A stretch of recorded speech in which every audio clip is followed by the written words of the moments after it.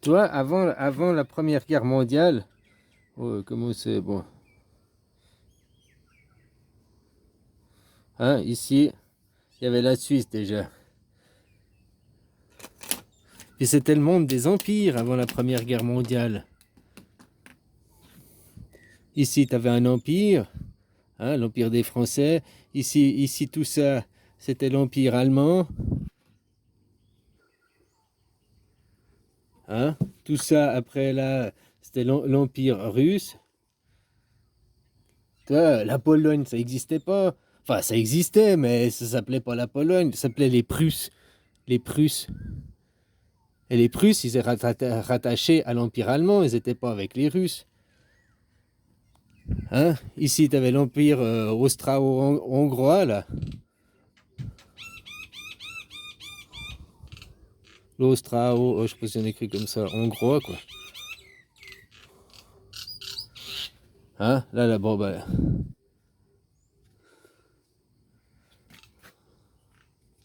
Ça, c'était déjà des empires, tout ça, c'était des empires. Hein. L'Italie, l'Espagne, le Portugal, tout ça, c'était des empires. Hein. Ça, c'est en 1850. 1850, c'était comme ça, 1850. Jusqu'en tout cas en 1914. Jusqu'en 1914, la carte de l'Europe, c'était ça, hein, ça n'avait pas changé. Avant 1850, sûrement. J'ai regardé 1850 à cause de là, 1848, c'est quand ça a été créé la Confédération fédérale, que c'était créé l'État fédéral. Que avant 1848, c'était comme l'Europe, c'est maintenant, des États indépendants, hein, mais des frontières, des guerres, des déchirements et aucune union entre eux dans les cantons. C'est là qu'après il y a créé, c'était des États confédérés avant, on disait, les États confédérés. Depuis 1848, c'est un État fédéral, la Suisse. Tu comprends, c'est différent. Tout est regroupé autour de l'État fédéral, tout que les cantons gardent leur indépendance. Chaque canton fixe son école, chaque canton a sa religion, chaque canton a sa police, chaque canton a son système de santé, hein, mais régi sous un État fédéral. C'est ce qui va se passer aujourd'hui ici en Europe. Vous êtes, maintenant, en 1848 par rapport à nous de la Suisse, d'Europe. Il y a des États confédérés, enfin des États fédérés. Les États vous fédérez entre vous, mais vous avez toujours des guerres et des tiraillements. C'est pour ça que ça va devenir l'État fédéral de l'Europe. Ça fait qu'après, par exemple, le président français, dans un État fédéral, Macron, le président, il est illégitime, il n'a plus lieu d'être. Et ça, normalement, si vous aviez voté oui au référendum en 2005, il n'y aurait plus de président en France depuis 20 ans. Ils ne vous voleraient pas votre argent depuis 20 ans. Maintenant, ils vous volent depuis 20 ans parce que vous avez voté non. Que c'était le non de l'adhésion à l'Europe. C'était pour faire une nouvelle constitution. Vous avez dit non. Ben ouais, ben voilà. Donc vous n'êtes pas dans le... Mais l'Europe, elle se fait malgré que vous avez dit non.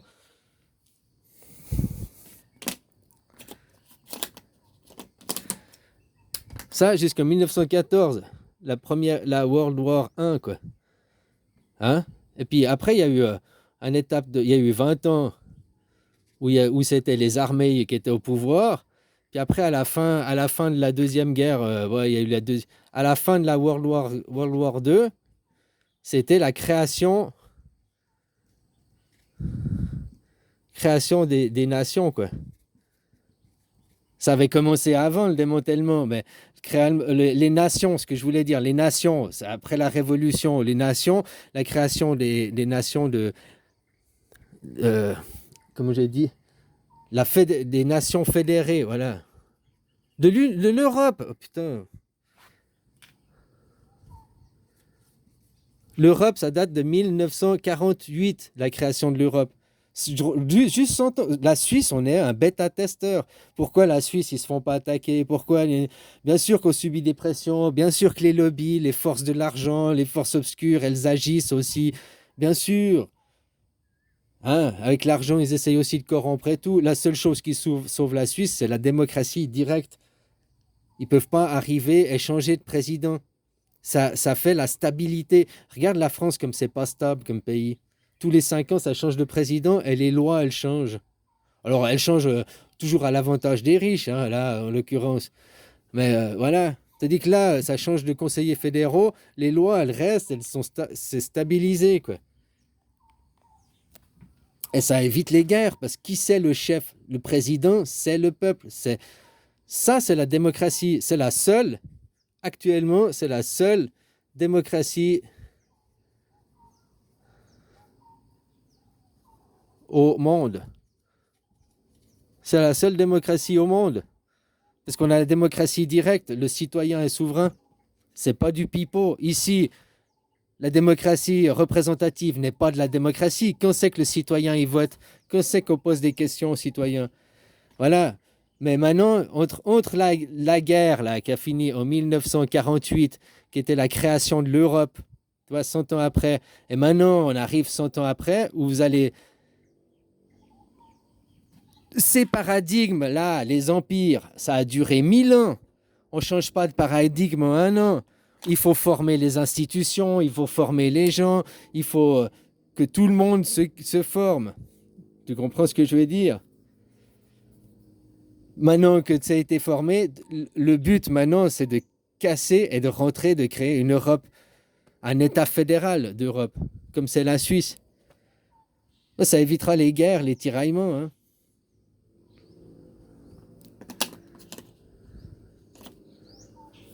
Pas oublier, juste avant, il y a 100 ans en arrière, c'était des empires, des rois, des empires. Un empire, c'est un système hiérarchique. Le capitalisme est un système empirique. Face au capitalisme, s'oppose le nationalisme. C'est toujours les forces de l'argent, c'est l'argent, machin et tout. Mais l'argent, il sert les banques, des intérêts privés, ou bien il sert la nation.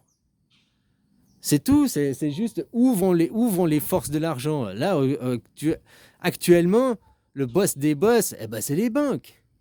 Parce que même si tu dis, oh, les pharmaceutiques, Pfizer ou je ne sais pas, ils sont pourris, blablabla. Ouais, mais derrière, qui a poussé ces gens à. Parce que Pfizer, au début, ils ne voulaient pas mettre ces vaccins sur le marché.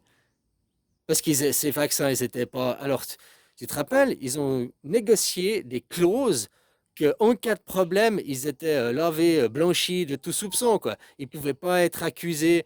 Et puis, les gouvernements ont signé ces accords, ils étaient d'accord. Oh, on peut pas. Tu te rappelles de ça? Parce que Pfizer ne voulait pas le faire. Mais ils ont été soumis, ils ont été obligés par qui? Les forces de l'argent, par les banques derrière. Comme on disait là, en Chine, le système de notation pour être un bon citoyen, mais aux Amériques, c'est la même chose. Et c'est pire, parce que ton système de notation, tu es un bon citoyen si tu as des crédits et que tu payes bien tes crédits pour enrichir la banque. Le système de notation qu'il y a en Chine, c'est pas pour la banque. Tu comprends? Si tu es un bon citoyen et tout. Enfin, moi, j'ai discuté avec des Chinois et c'est pas comme ça. Ce qu'on nous explique, la propagande et tout. En Suisse aussi, on a un système de notation, entre guillemets, quoi. Hein, si tu es un bon citoyen, on a un code des obligations. Puis si tu es un bon citoyen, que tu fais bien, remplis bien tes devoirs et obligations, hein, t'es mieux noté, pas forcément des notes, mais par les autres, le jugement des autres. Les autres, ils te voient, tu es un bon citoyen, tu remplis, hein, t'es civil, machin et tout. Ou bien si tu es un civil, mauvais citoyen, tu montres des mauvais exemples, bah, tu es rejeté du groupe, tu es mis à l'écart aussi. Le système de notation chez nous, il existe. C'est le système des gens. Tu te plies au groupe parce que tu aussi as envie. On est social, quoi. Tu déménages, tu vas dans un autre groupe. Si là où la nouvelle ville a d'autres mœurs et coutumes, tu t'habitues aux autres mœurs et coutumes.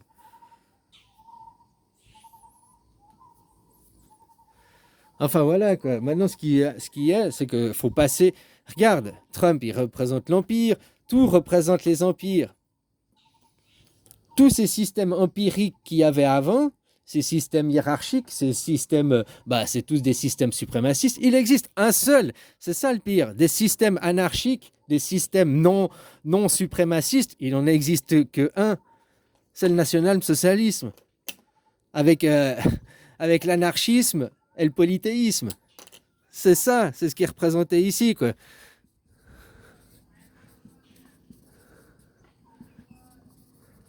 Polythéisme, c'est anarchisme.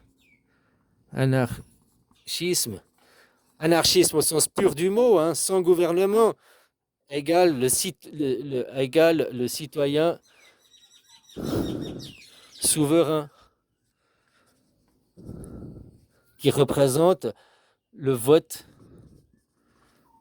direct. Ce qu'il y a en Suisse, hein, il n'y a pas ailleurs, quoi. Parce que vraiment, on est vraiment des citoyens souverains. En plus, le franc suisse, c'est la monnaie la plus vieille des monnaies qui est encore battue, qui est encore la même aujourd'hui, quoi. Depuis, justement, je crois, c'est, ouais, je sais plus. Avec, bon, bref, polythéisme, anarchisme, c'est le nationalisme pour la nation et pas qui s'inverse au capitalisme. Hein? Ça égale pas le capitalisme. Je vais mettre en opposition. Capitalisme. Ça, c'est les banques. Et puis ça, c'est la nation. Puis après, ils font quoi, les banques? Ils font quoi, les milliardaires? Eh ben, ils achètent la télé, ils achètent les médias, ils achètent l'OMS. Hein, puis hein, ils font de la propagande pour leur théorie d'eugénisme.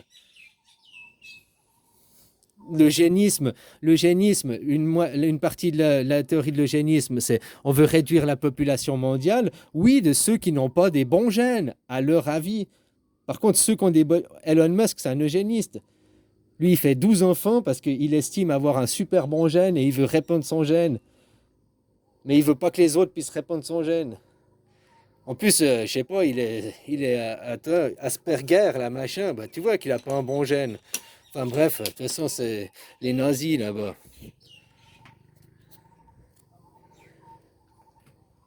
Hein, le socialisme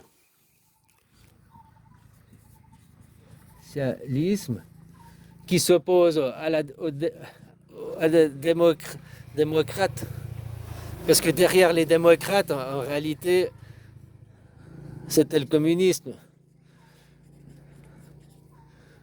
Hein? Ça égale pas, ça égale pas. Hiérarchisation. Non, mais c'est pas que la hiérarchie, parce que en Suisse, il y a de la hiérarchie, on respecte la hiérarchie, mais il n'y a pas de souverain. L'anarchisme, despotisme, à l'inverse du despotisme, c'est le communisme, on va dire. Je pense que c'est ça. N'égale pas l'anarchisme. Monothéisme n'égale pas le polythéisme. Là, c'est la pensée unique. Là ça se simule, ça, par la liberté d'opinion. D'opinion. La liberté d'opinion, c'est mieux que la liberté d'expression. Ça, c'est inscrit dans la Constitution suisse.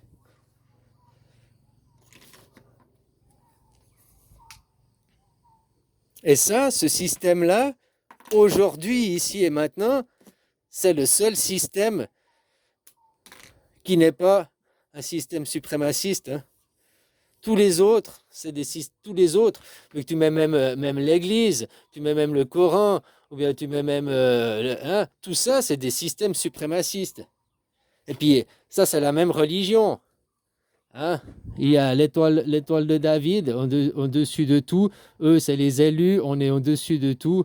Hein. Puis après, voilà, il y a les autres. Donc ça, c'est Tout ça, c'est des systèmes suprémacistes. Je dis pas que c'est bien ou c'est mal, c'est comme avant, je parlais dans un live, la théorie de la Terre plate, rond, machin et tout. Mais tu sais, c'est comme c'est des histoires pour les enfants. Des enfants ont besoin de se sentir, de croire qu'il y a un dôme, que la Terre, on est dans une boule à neige. Parce que ça les rassure pour eux. C'est rassurant. C'est comme mettre un toit sur leur tête. Je suis couvert, je suis protégé. Dans leur psyché, ils se sentent protégés. D'autres, de se sentir, d'avoir ce sentiment d'être dans une boule à neige, ils se sentent sous un dôme, ils se sentent enfermés, ils se sentent opprimés. Chaque, chaque psyché réagit différemment. Maintenant, le problème dans la mondialisation, c'est qu'on a le mélange des cultures, des us et coutumes de chaque nation. Et puis des discours dans une nation qui agissait de telle et telle façon sur une psyché, et qui maintenant, dans ce même discours dans une autre nation, n'a pas la même psyché, agit différemment.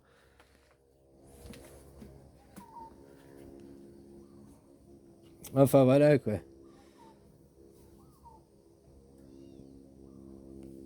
Tonton, c'est ce qu'il a fait, hein. Il a dû devenir suprémaciste, le boss des boss pour imposer le polythéisme. Ça, c'est le modèle suisse qui maintenant va faire la transition. Pendant 1000 ans, c'était les empires.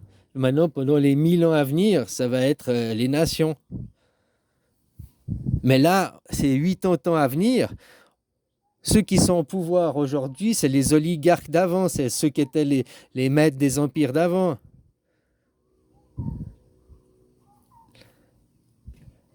Les lois en convention, l'Europe, c'est devenu l'Europe. Et quand ils ont demandé aux Français, voulez-vous votre référendum, ça fait que vous êtes devenus des gens illégitimes sur les terres européennes, parce que la terre, le souverain et les Français, mais vous dites non, on veut toujours les lois de l'ancien monde. Et l'ancien monde, c'est le monde des empires, quoi. Hein? Des rois, tout ça, Trump, tout ça. C'est bien que ce monde, il fasse surface, comme ça tu sais où ils sont, puis tu n'as plus qu'à aller les cueillir, quoi. Ramasser leur monnaie. Oh, maintenant, on nationalise les fonds, on privatise les banques, elles sont plus privatisées, elles sont nationalisées. L'argent, c'est géré par l'État. Point final. Ben oui, c'est tout à fait possible de le faire. C'est juste, ça change rien dans le fond et tout, hein. Ça change juste où vont les intérêts, où vont l'argent et à qui sert l'argent, quoi. L'argent, là, il sert à des intérêts privés, à des rois, à une personne. Et puis, donc ça, c'est les systèmes pyramidaux. Et puis ça, c'est les systèmes à plat. C'est pour ça que le haut de la pyramide, il est coupé chez eux. Parce que le haut de la pyramide, indirectement, bah, c'est la Suisse. C'est le peuple élu, mais il ne sait pas qu'il est élu. Nos votations, nos choix ont des répercussions sur toute la planète. Tout ce qui s'est passé en Suisse se passe 100 ans après dans le reste du monde, quoi. Bref, c'est un monde à plat. Il n'y a pas de chef, ni Dieu, ni maître. Par contre, la foi, la loi. Là, il y a la loi et il y a la foi. Ici, il y a Dieu et il y a maître. Enfin, roi, quoi. Hein, c'est la même chose. Il y a Dieu et roi, quoi. Le roi, il représente la loi et Dieu, il représente la foi. Tu dois aller à l'église catholique, tu dois aller... Là, il y a 8 milliards de fois. Chacun, c'est la liberté d'opinion, là. Là, tu as la liberté d'expression dans ta foi, dans ta religion, dans ton église. En dehors, tu peux pas. Si un catholique exprime oh, tu es un traître, tu nous trahis, c'est l'ennemi, tu comprends, quoi.